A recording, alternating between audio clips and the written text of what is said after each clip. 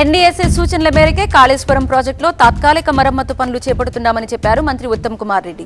కాళేశ్వరంపై క్షేత్రస్థాయిలో సమీక్ష నిర్వహించిన ఆయన ప్రాజెక్టు కోసం తెచ్చిన 94,000 కోట్లకు వడ్డీ కడుతున్నామని తెలిపారు. అయినా ప్రాజెక్టు నిరుపయోగంగా మిగిలిపోయిందన్నారు.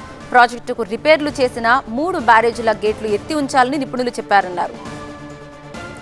గత ప్రభుత్వం ఇరిగేషన్ శాఖను పూర్తిగా నాశనం చేసిందని మంత్రి ఉత్తమ్ ఆరోపించారు. పూర్తి కావడానికి సిద్ధంగా ఉండి ఎక్కువ ఆయకట్టుకు నీరిచ్చే ప్రాజెక్టుల్ని తాము ముందుగా చేపడతామని స్పష్టం చేశారు.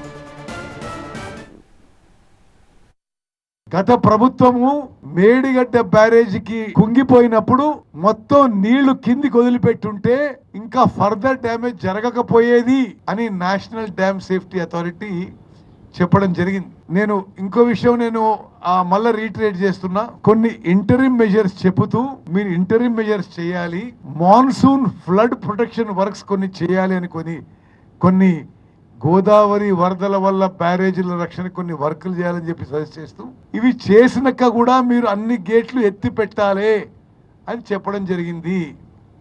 ఎందుకు నేను పదే చెప్తున్నా అంటే ఆయనకి తెలుసో తెలదో కేసీఆర్ గారు పదే ఇక్కడ నీళ్లు స్టోరేజ్ చేసి ఆడికి పంపు చేస్తే బాగుండేది, ఇడి నుంచి ఆడికి పంపు ఆడికి పంపు అని చాలా స్పష్టంగా నీరు స్టోరేజ్ చేయొద్దు అని చెప్పి ఎన్డీఎస్ఏ చెప్పింది. ఆ విధంగా మేము ఎన్డీఎస్ఏ ఇంటరిమ్ మెజర్స్ పని మొదలుపెట్టాం.